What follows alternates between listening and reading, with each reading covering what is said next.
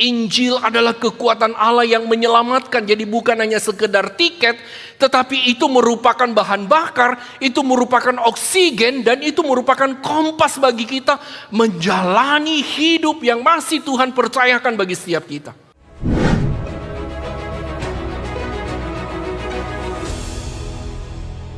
Shalom ya. Kadang-kadang kita bingung ya. Maksudnya jam 10 ini masih pagi atau udah siang ya. Kalau sebelum jam 12 kayaknya masih dibilang pagi ya, betul ya? Jadi masih pagi ya. Bisa lihat kiri kanannya, mungkin waktu datang tadi belum sempat lihat kiri kanannya ya. Oke. Kita senang sekali hari ini adalah minggu yang pertama di tahun 2026. Ya. Tuhan sudah memimpin kita melewati 1 tahun yang mungkin berat bagi kita. Tapi toh pada hari ini kalau kita ada di 2026, itu artinya kemurahan Tuhan dan kebaikan Tuhan cukup bagi kita. Bahkan akan menjadi kekuatan kita memasuki 2026 yang kita tidak tahu apa yang akan terjadi di depan. Tapi kita yakin dan percaya Dia adalah Allah yang Immanuel, yang tidak pernah meninggalkan kita sendiri. Amin. Nah, dalam bulan ini kita akan belajar bersama-sama dengan satu topik besar, yaitu nilai-nilai GKKA. Ya, disingkat dengan grow. Kerinduan kita setiap kita menjadi anggota GKKA, kita boleh grow itu bertumbuh. Tapi bertumbuh di sini dalam pengertian beberapa singkatan. Ya, grow ini GROW. Hari ini kita mau belajar G-nya, yaitu Gospel Center atau hidup yang berpusat pada Kristus. Jadi kalau kita mau bertumbuh di dalam Tuhan, yang pertama hidup kita harus berpusat pada Injil Kristus Yesus. Ya. Kemudian yang kedua, minggu depan seterusnya nanti kita akan belajar yaitu rising together. Yaitu rising together, yaitu bertumbuh bersama. Rising together, bertumbuh bersama. Kita rindu sebagai jemaat GKK kita boleh bertumbuh bersama di dalam gereja ini. Ya. Juga di dalam keluarga kita tentunya kita boleh bertumbuh ya, menjadi papa yang baik, mama yang baik, anak yang baik. Kita sama-sama bertumbuh di dalam Tuhan, mengenal Tuhan, semakin cinta Tuhan ya. Yang ketiga yaitu yaitu outstanding in service, artinya memberi pelayanan yang terbaik. Kita rindu boleh memberi pelayanan yang terbaik bagi sesama kita di dalam gereja. Kalau kita diberi kesempatan jadi pengurus atau diberi kesempatan pelayanan, kita akan memberikan yang terbaik di dalam pelayanan kita. Kita sebagai istri, ya sebagai orang tua, istri akan memasak yang terbaik untuk keluarganya, orang tua memberikan yang terbaik bagi anak-anaknya. Kira-kira begitu. Dan W yaitu witnessing heart. Berhati misi, supaya setiap kita punya kerinduan. Hari ini kita bisa duduk, kita bisa mengenal Tuhan. Kita tahu masih ada keluarga kita, masih ada teman-teman kita yang setiap hari mungkin kita berjumpa dengan mereka, tapi mereka belum memiliki Kristus dalam hidup mereka. Mereka membutuhkan Kristus dalam hidup mereka. Itu mengingatkan kepada kita bahwa Injil yang kita sudah dapatkan jangan kita simpang sendiri. Berita bahagia yang kita dapatkan, yang kita sudah rasakan dan sudah alami, itu harus kita bagikan. Karena masih banyak orang belum mengenal Kristus dalam hidup mereka. Bapak Ibu, kiranya nilai-nilai ini selalu ada di dalam diri kita sebagai anggota jemaat GKK Makassar. Ya, Gospel Center, Rising Together, Outstanding in Service, dan witnessing heart, ya, yaitu hidup yang berpusat pada Injil Kristus, bertumbuh bersama, memberi pelayanan yang terbaik dan memiliki hati misi untuk membawa jiwa-jiwa yang terhilang bagi Tuhan. Nah, Bapak Ibu, hari ini kita mau belajar secara khusus mengenai hidup yang berpusat pada Injil. Mari kita buka 2 bagian firman Tuhan. Kita baca bersama-sama. Setiap kita dipanggil untuk terus bertumbuh dan berbuah. Ya. Galatia 2 ayat 20 terlebih dahulu. Mari kita baca bersama-sama. 1, 2, 3. Namun aku hidup, bukan lagi aku sendiri yang hidup, melainkan Kristus yang hidup di dalam aku. Dan hidupku yang kuhidupi sekarang di dalam daging adalah hidup oleh iman dalam Anak Allah yang telah mengasihi aku dan menyerahkan dirinya untuk aku. Yang kedua, kita baca dalam Filipi pasal 3 ayat yang ke-10. 1, 2, 3. Kukehendaki ialah mengenal Dia dan kuasa kebangkitannya dan persekutuan dalam penderitaannya, di mana aku menjadi serupa dengan Dia dalam kematiannya. Bapak Ibu yang saya kasih di dalam Tuhan, selama kita menjadi orang Kristen, apakah kita pernah merasa lelah menjadi orang Kristen? Kenapa tadi saya suruh Bapak Ibu lihat kiri kanannya, mungkin ada di antara kita yang hari ini datang dengan kelelahan. Coba lihat sekali lagi. Ya. Saya tidak tahu berapa lama kita menjadi orang Kristen. Berapa lama kita sudah melayani Tuhan. Ya. Apakah kita pernah mengalami kelelahan di dalam melayani Tuhan, di dalam mengikut Tuhan? Saudara, dalam pengalaman dan pengamatan saya, ada banyak orang Kristen mengalami kelelahan itu karena kenapa Bapak Ibu? Saya melihat banyak orang memiliki konsep yang keliru pada waktu menjadi orang Kristen. Kenapa banyak orang mengalami kelelahan menjadi orang Kristen? Bagi anak muda mungkin sering mengatakan begini, saya lelah karena sejak saya jadi orang Kristen saya selalu diminta untuk tampil benar di gereja. Sementara saya tahu dunia di mana saya bergaul dengan teman-teman saya, mereka hidup itu begitu bebas. Kok kayaknya orang Kristen tidak boleh ini, tidak boleh itu, harus melakukan ini dan itu. Kita hidup di dalam kekristenan dan begitu banyak tuntutan yang menuntut kita. Begitu banyak aturan-aturan yang mengatur kita sehingga kadang-kadang kita merasa lelah karena kita tidak kuat lagi mengikuti aturan atau tuntutan itu. Setiap minggu harus ke gereja. Kalau tidak ke gereja, nanti dicari sama teman. Belum lagi ketemu Pak Alex di mall misalnya, atau pergi ketemu di pasar ya. Saya kadang-kadang kalau ke pasar ketemu beberapa jemaat ya. Kalau sudah lama nggak datang tiba-tiba, ya kita panggil namanya, mati nih. Dia tahu saya lama nggak datang ya, kira-kira begitu. Bapak Ibu, banyak orang Kristen merasa lelah menjadi orang Kristen karena bagi mereka kekristenan itu adalah sesuatu yang begitu banyak tuntutan, begitu banyak aturan. Sehingga kalau kita jadi orang Kristen, tidak boleh ini, tidak boleh itu. Padahal anak muda atau mungkin kita yang masih berjiwa muda, kita selalu hidup bebas. Tapi permisi bertanya Bapak Ibu, betulkah hidup sebebas-bebasnya itu adalah sesuatu yang membahagiakan dan menyenangkan kita? Dalam pengalaman saya sering menjumpai anak-anak, dia katakan dia tidak bahagia dengan hidupnya walaupun papa mama sibuk sekali dan segala kebutuhannya dipenuhi secara jasmani, tapi dia merasa sesuatu yang kosong. Saya ketemu juga dengan beberapa orang, dia mengatakan enak ya jadi orang Kristen, ada tuntunan kita begini-begini. Saya ini bukan orang Kristen, saya merasa kosong dan hampa. Nah Bapak Ibu, sebenarnya hidup yang sebebas-bebasnya atau ada aturan yang baik? Katanya tergantung ya, kalau aturannya tidak enak, tidak menyenangkan ya tidak enak. Kalau sebebas-bebasnya juga tidak enak juga. Banyak teman-teman mahasiswa teologi setelah selesai praktek setahun, ada banyak ladang pelayanan yang minta, misalnya dia bingung. Andaikan Tuhan ngomong, Lex kamu kesini aja. Ya saya ingat dulu waktu mulai kelulusan setelah diwisuda ya, kita mau kemana pelayanan, kalau Tuhan tunjukkan kan paling enak. Tapi seringkali kita harus bergumul. Demikian juga mungkin di antara kita yang cari pekerjaan, perusahaan ini mau, kita bingung yang mana yang kita mau, yang cocok bagi kita, yang Tuhan kehendaki. Bapak Ibu yang saya kasih di dalam Tuhan, mungkin juga ada di antara kita yang merasa lelah menjadi orang Kristen karena beban hidup yang kita alami. Khawatir. Bahkan mungkin seringkali datang ke gereja, melayani Tuhan. Kok kayaknya cuma sekedar satu rutinitas belaka. Kita seringkali kehilangan gairah dan semangat lagi untuk datang beribadah. Bapak Ibu, saya tidak tahu hari ini kita datang ibadah, waktu kita nyanyi, kita benar-benar bersuka cita. Bukankah seringkali kita menjalani rutinitas hidup kita, rutinitas ibadah kita, bahkan bagi kami sebagai pelayan-pelayan Tuhan, seringkali kami kehilangan sukacita di dalam pelayanan. Kenapa Bapak Ibu?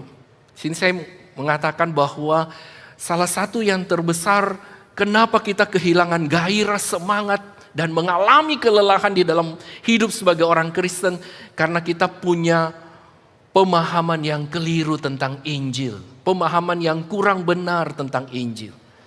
Seringkali ada orang berkata kalau jadi orang Kristen masalah selesai, tidak ada lagi.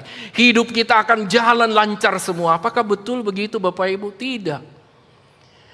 Kita seringkali menganggap Injil atau berita baik, kabar baik itu hanya sebagai tiket masuk pesawat masuk ke surga. Maksudnya apa? Jadi waktu kita percaya Yesus, kita sudah punya tiket untuk masuk ke surga. Tetapi selebihnya itu, sekalipun kita orang Kristen, kita tidak hidup sesuai dengan maunya Tuhan. Betul, kita percaya Tuhan tapi hidup kita masih tetap seperti dulu. Berapa banyak orang Kristen, sudah Kristen tapi hidupnya, cara berpikirnya, cara ngomongnya, cara bersikapnya, itu masih tetap seperti yang lama. Belum percaya kepada Kristus. Betul gak Bapak Ibu? Sehingga orang berkata apa bedanya kamu Kristen, dia tidak Kristen tapi cara hidupmu bersama-sama aja. Ya, kita anggap Injil itu hanya tiket pesawat, maksudnya kita sudah masuk jadi orang Kristen, tapi kita masih menjalani hidup kita dengan cara berpikir kita, dengan kekuatan kita, dengan kemampuan kita, tidak sesuai dengan panggilan kita sebagai orang Kristen. Kita mengalami kelelahan, ketidakberdayaan karena memang kita terbatas sekali Bapak Ibu. Dan sebagian dari antara kita menganggap Injil itu hanya untuk orang yang baru percaya. Kalau saya sudah percaya lama, saya tidak butuh lagi Injil Kristus. Padahal Alkitab dengan jelas dan tegas mengatakan bahwa Injil atau berita bahagia itu adalah bahan bakar dalam hidup kita sebagai orang Kristen. Itu yang memberi kekuatan kita pada saat kita mengingat akan cinta kasih Tuhan, akan apa yang Tuhan lakukan di dalam hidup kita, itu menjadi kekuatan bagi kita. Teladan yang Tuhan berikan pada saat dia dihina, dia diolok, bagaimana dia memperlakukan musuhnya, itu semua menjadi teladan dan memberi kekuatan bagi kita sebagai bahan bakar di dalam hidup kita. Seringkali kita lupa bahwa Injil itu adalah oksigen, sesuatu yang menyegarkan kita. Saudara, saya tidak tahu apakah Alkitab hari ini waktu kita baca masih bisa memberi kesegaran bagi kita. Apakah pada waktu kita dengar khotbah hari ini tentang Injil Kristus itu masih bisa memberi kesegaran bagi kita di tengah-tengah mungkin kesumpekan kita di dalam hidup ini. Di tengah-tengah begitu beratnya penderitaan yang kita alami, apakah Injil Kristus itu masih merupakan oksigen yang bisa memberikan kita kesegaran kembali? Dan dikatakan Injil itu juga adalah kompas, penuntun kehidupan kita. Mazmur 119 ayat 105 mengatakan apa? Firman-Mu itu adalah pelita bagi kakiku dan terang bagi jalanku. Kita lupa Bapak Ibu, Injil itu adalah kekuatan Allah. Roma pasal 1, di sana diingatkan kembali ayat yang ke-16. Injil adalah kekuatan Allah yang menyelamatkan. Jadi bukan hanya sekedar tiket, tetapi itu merupakan bahan bakar, itu merupakan oksigen, dan itu merupakan kompas bagi kita menjalani hidup yang masih Tuhan percayakan bagi setiap kita. Bapak Ibu, seringkali kita mengalami kelelahan menjadi orang Kristen, termasuk di dalam pelayanan. Karena kita salah kaprah atau kita kurang memahami dengan benar apa itu Injil bagi kita. Apa itu karya Kristus bagi kita. Sehingga dikatakan kita terjebak dalam yang namanya legalisme. Kita berusaha menjadi lebih baik bukan dengan kekuatan Tuhan, bukan dengan pertolongan Tuhan, tapi dengan kekuatan kita sendiri.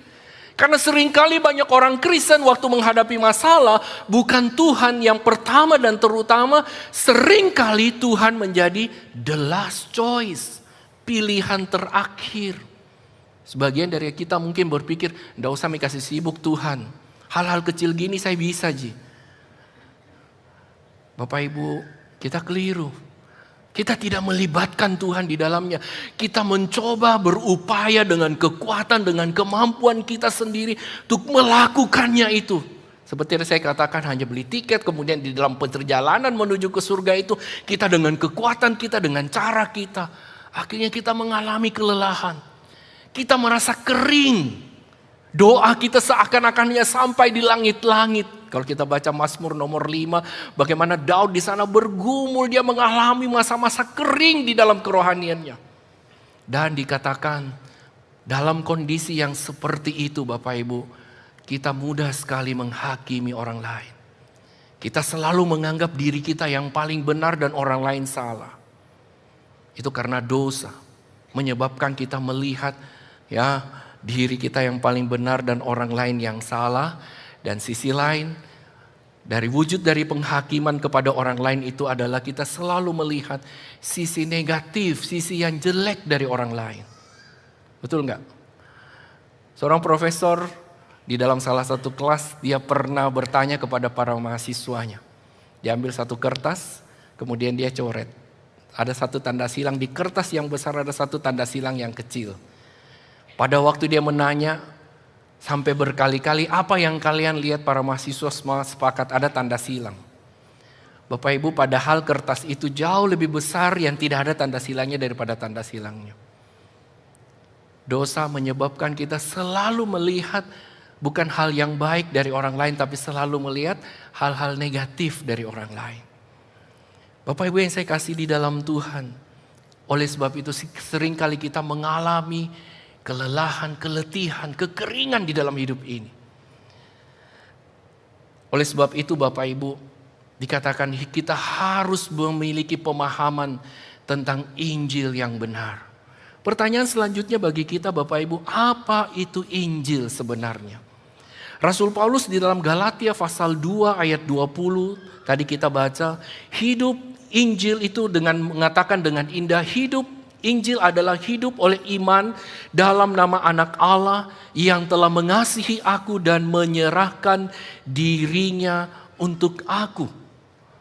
Nah, untuk lebih memahami tentang hal ini, saya mengajak kita mencoba membandingkan antara Injil dan agama.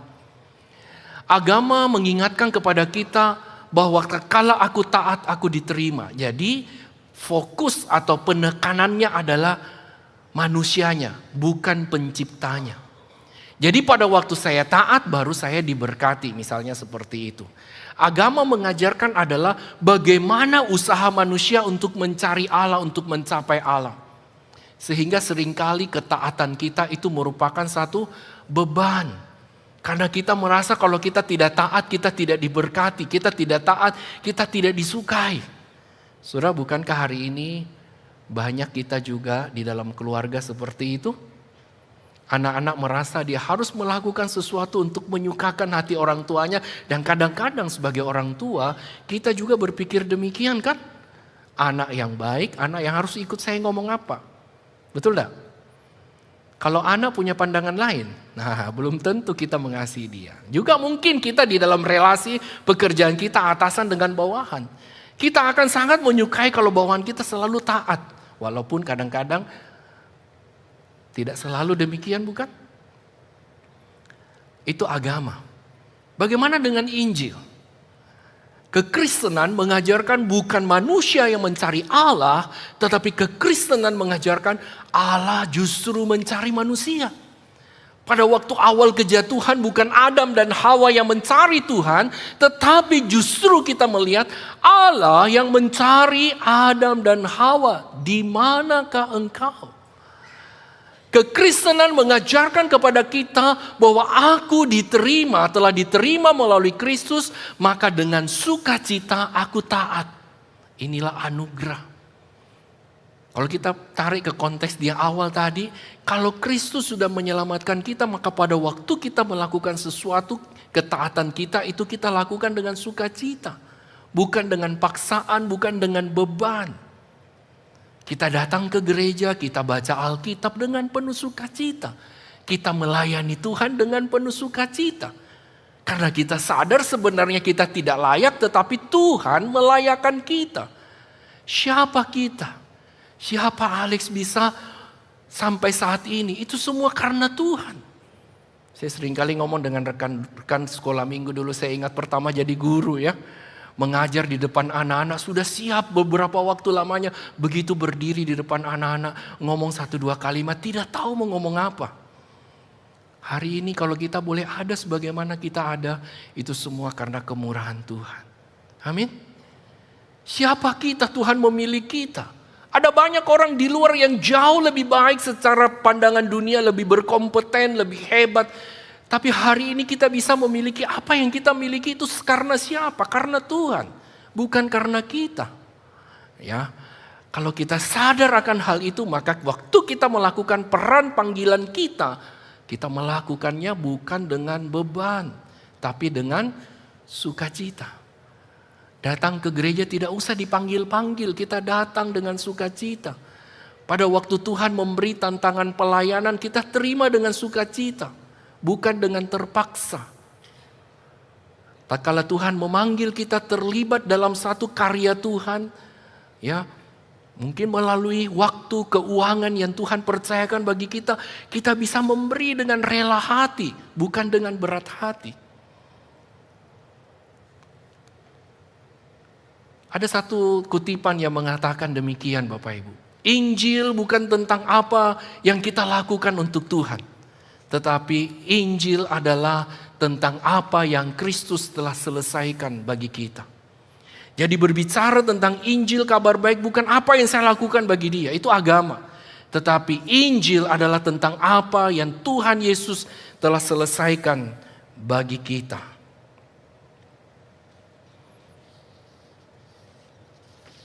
Bapak Ibu yang saya kasih di dalam Tuhan, saya mengajak kita membayangkan sebuah kisah, memahami tentang Injil ini. Ada seorang anak remaja, dia baru belajar nyetir mobil. Belum lulus, dan suatu hari ada satu kesempatan bagi dia pengen coba lagi tapi belum harinya latihan. Anak itu papanya pergi, kemudian dia keluarin mobil, dia buka garasi mobil, dia, Bapak Ibu, nyetir mobil yang paling susah nyetir maju atau mundur? Katanya yang paling susah itu kalau mau belajar parkir, betul? Nah waktu dia keluar, dia tidak lihat kirinya sedikit aja hampir ya. Sedikit saja gitu, tiba-tiba ada tiang listrik, dia tabrak. Waktu dia tabrak tiang listrik itu mati nih. Sebagai seorang anak pasti dia takut dan gentar. Bapak Ibu dalam lensa agama atau hukum, pasti dia dihukum dan diminta oleh papanya menggantinya, betul? Secara umum, secara hukum. Tapi menarik sekali dalam lensa Injil, ayah itu datang menghampiri anak ini, kemudian dia memeluk anaknya, dia elus-elus dan dia pukul-pukul pundaknya. Kemudian dia membayar seluruh biaya ongkos kerusakannya. Terlebih lagi keluar ucapan yang begitu menyejukkan hati anak ini. Dia bilang, anakku, kamu jauh lebih berharga daripada mobil yang rusak itu. Bangunlah, jangan bersedih lagi. Bapak Ibu, inilah esensi Injil. Tuhan tahu bahwa kita berdosa, tapi Dia memilih menyerahkan dirinya demi kita. Roma 5 ayat 9 mengatakan, Allah mati bagi kita bukan pada waktu hidup kita benar. Allah mati bagi kita bukan waktu hidup kita baik. Tapi justru Allah mati bagi kita ketika kita masih berdosa. Inilah esensi Injil, bahwa Tuhan tahu memang kita orang berdosa. Tapi Dia memilih menyerahkan dirinya demi kita. Bapak Ibu, selanjutnya kita akan memikirkan mengapa kita perlu hidup berpusat pada Injil. Tadi kita sudah memahami apa itu Injil, betapa pentingnya Injil dalam diri kita. Kenapa kita perlu hidup berpusat pada Injil? Melalui Filipi pasal 3 ayat 10, Paulus mengatakan kepada kita, mengingatkan kepada kita, hidup yang berpusat pada Injil itu tujuannya adalah supaya kita makin mengenal Kristus lebih dalam dan lebih dalam lagi. Bagi Paulus, mengenal bukan sekedar tahu tentang statistik tentang Kristus.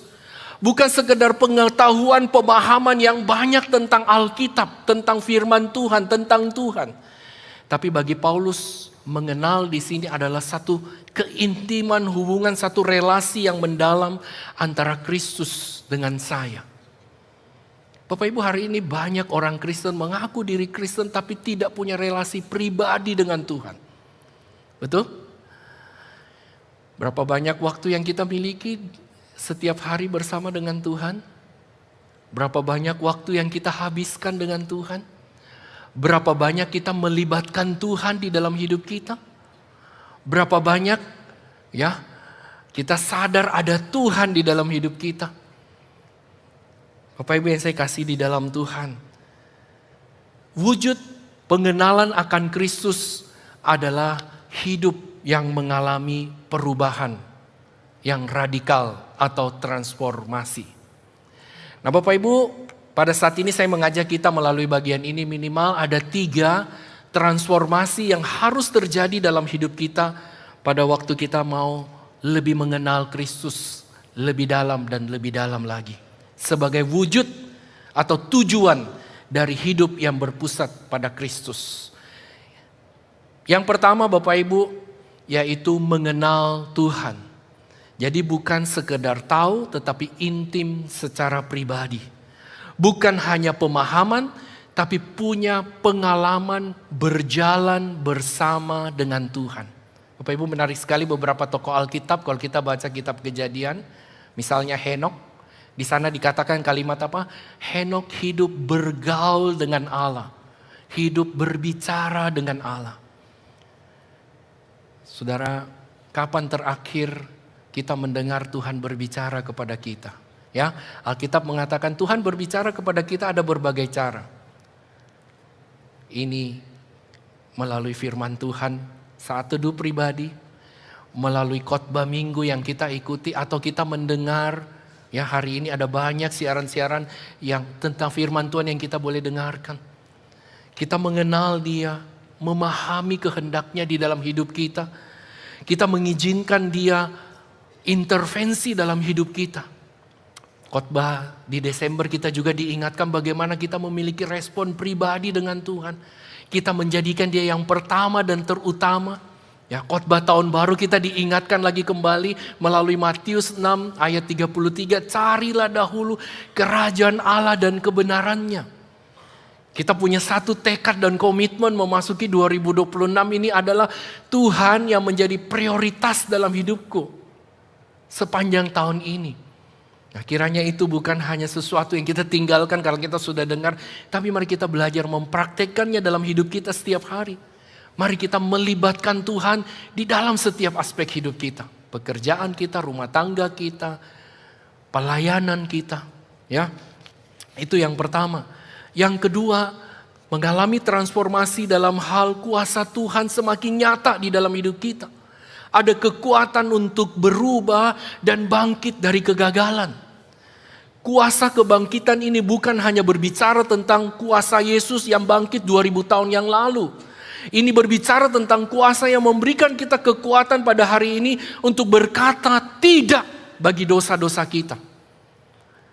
Saudara, berapa lama kita sudah jadi orang Kristen? Berapa banyak kebiasaan-kebiasaan buruk yang kita tinggalkan? Saya terkesan sekali dengan seorang bapak. Dia adalah seorang yang begitu kuat dengan agama lamanya. Suatu hari dia diajak datang ke gereja pas hari Paskah. Pada waktu itu dia mendengar tentang pengorbanan Yesus. Kemudian beberapa hari kemudian dia telepon saya, Pak Alex, saya kemarin diajak, ya kebetulan yang ngajak dia itu majelis di gereja kami. Dan Pak Alex, saya mau Pak Alex datang ke rumah saya. Pada waktu saya datang ke rumahnya, dia cerita bagaimana latar belakangnya. Dia seorang pemabuk, dia beberapa kali hancurin kaca lobi hotel karena dia mabuk. Dia bilang waktu saya mendengar kisah tentang Yesus saya tertantang. Boleh enggak saya terima Yesus? Saya bilang boleh. Saya doakan dia dan dia menangis mencucurkan air mata. Mulai hari itu dia mulai mengurangi, tidak gampang ya langsung ya.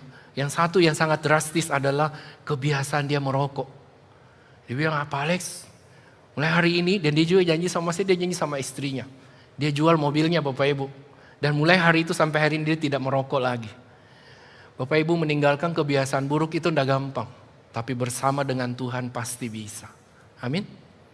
Mungkin ada di antara kita juga ya. Ada hal-hal lain ya, suka ceritain orang. Kalau bahasa Jawanya ngerasani ya. Kalau di sini mungkin ngomongin orang gitu ya. Makin gosok makin sip. Ya. Kita tinggalkan. Kita minta kekuatan Tuhan untuk meninggalkan kebiasaan-kebiasaan buruk itu. Atau pikiran-pikiran yang jelek itu selalu menghantui, menguasai kita. Atau sikap kita yang arogan, yang sombong ya. Minta Tuhan menolong kita. Melepaskan itu semua. Kiranya kuasa kebangkitan Kristus mengubah hidup kita. Dan juga mungkin kekhawatiran yang selalu hadir dalam hidup kita. Ada kuasa, ada kekuatan memberi harapan pada saat mungkin dokter mendiagnosa penyakit berat yang kita alami. Atau beberapa kita yang punya kebiasaan selalu check up ya. Nanti waktu check up ya bukan karena kita sendiri tidak jaga. Kita udah jaga baik-baik begitu keluar bintangnya begitu banyak. Kita jadi khawatir, kita jadi takut. Kita mohon Tuhan menolong kita. Menghadapi semua itu kita tidak perlu takut. Ya. Kemudian yang ketiga dikatakan persekutuan dalam penderitaannya. Hidup berpusat pada Injil tidak menjanjikan hidup tanpa masalah. Ini yang kadang-kadang seringkali orang salah kaprah. Orang pikir jadi orang Kristen masalah semua selesai. Ya, saya di awal tahun mengingatkan kita sudah melangkahkan kaki masuk di 2026. Bukan berarti masalah 2025 udah selesai. Enggak kan? Tetap ada kan? Dan janji Tuhan memberi kita kekuatan untuk menghadapinya. Dan menarik sekali Bapak Ibu, salah satu panggilan menjadi orang Kristen adalah menemukan makna di tengah kesulitan hidup. Saya mau tanya Bapak Ibu, kita betul-betul tahu orang sayang kita waktu hidup kita lancar atau hidup kita susah?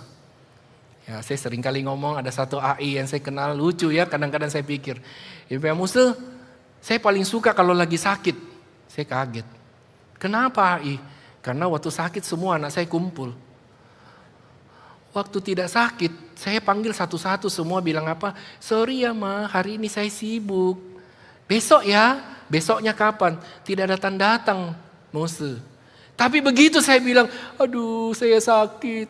Ya, akhirnya semua kumpul, semua datang. Nah Bapak Ibu, kapan kita betul-betul mengerti orang mengasihi kita?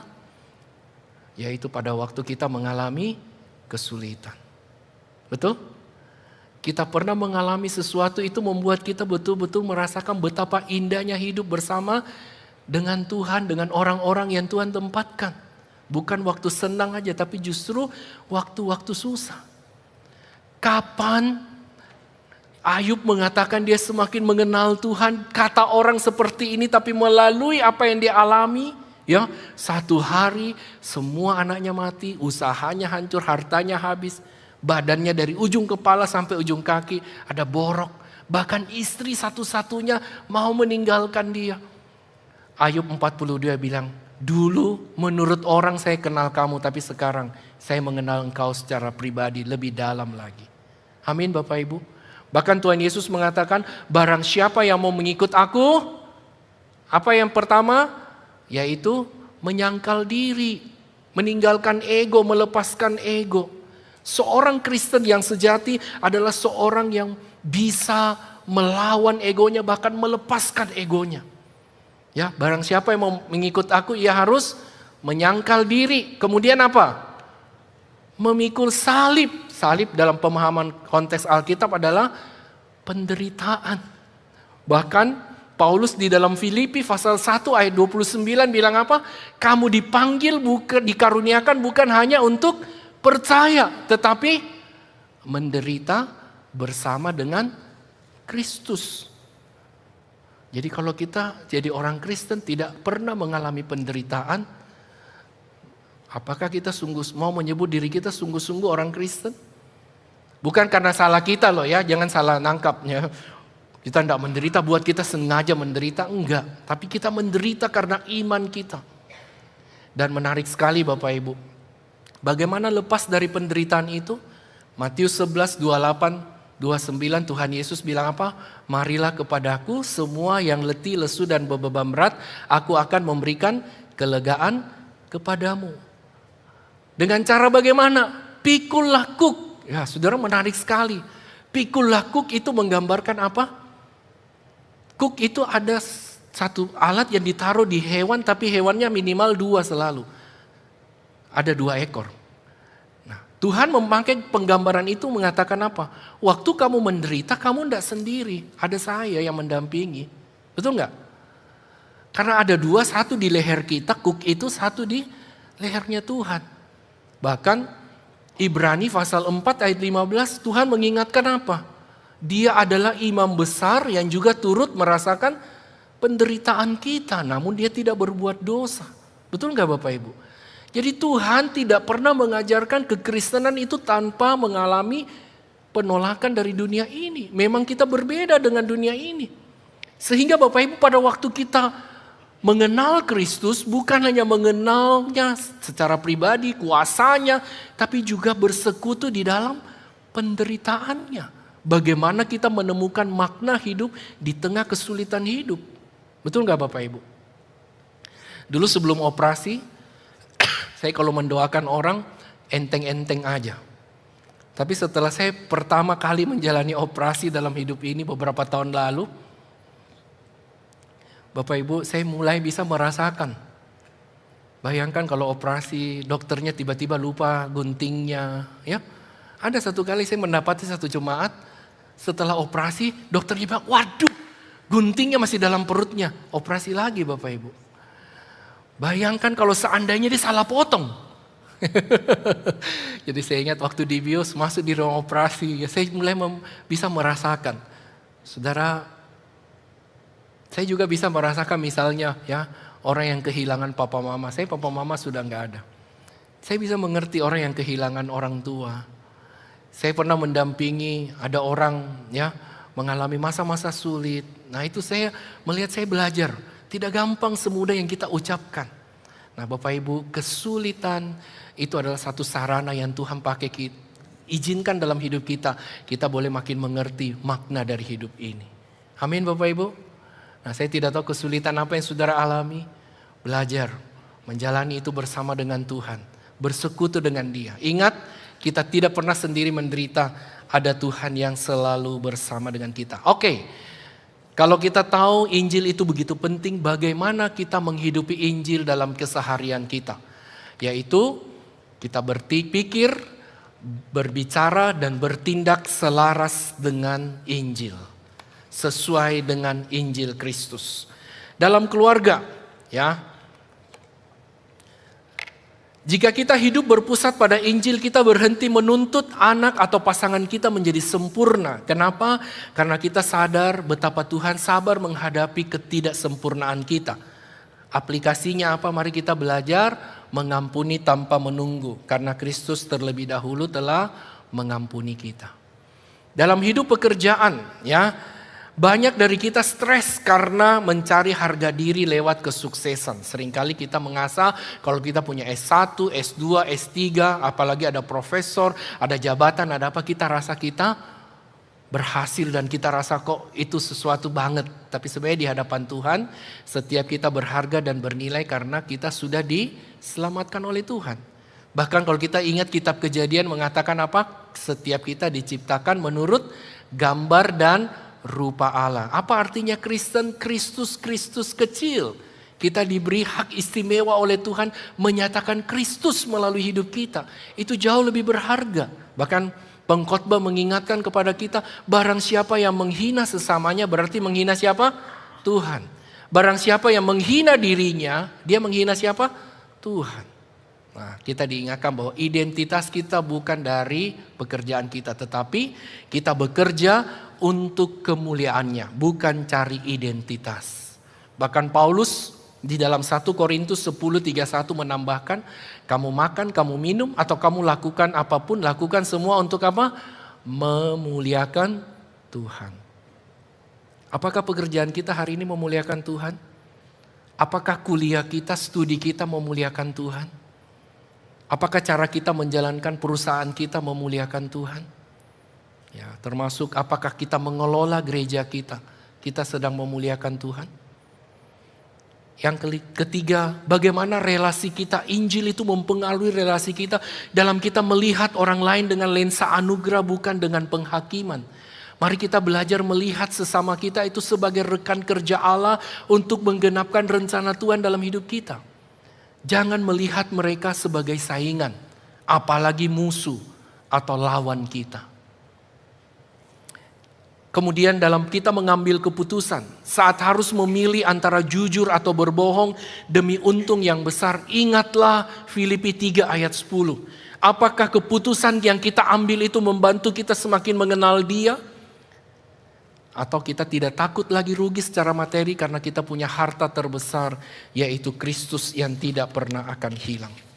Sebagai penutup Bapak Ibu, jangan biarkan Injil menjadi teori di rak buku kita.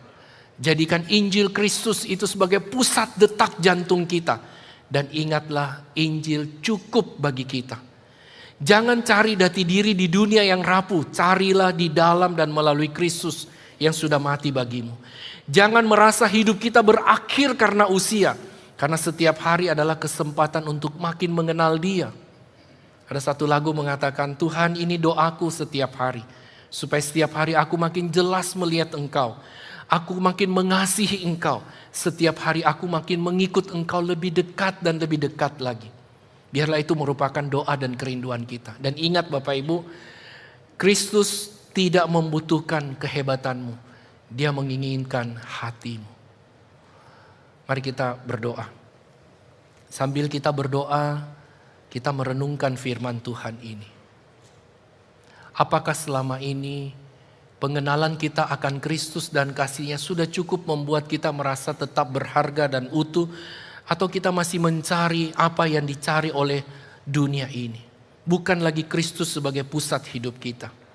Yang kedua, meresponi firman Tuhan ini, saya mengajak kita merenungkan di bagian mana dalam hidup kita saat ini yang kita perlu perbaharui oleh kuasa kebangkitannya. Hidup kita, mungkin itu keluarga, pekerjaan atau pergumulan pribadi kita. Seakan-akan tidak ada jalan keluar, seakan-akan jalan buntu.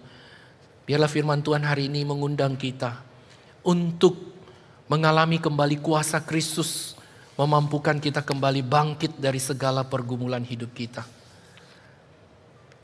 Yang ketiga, adakah seseorang yang sulit saya ampuni atau situasi yang sulit yang terus saya keluhkan?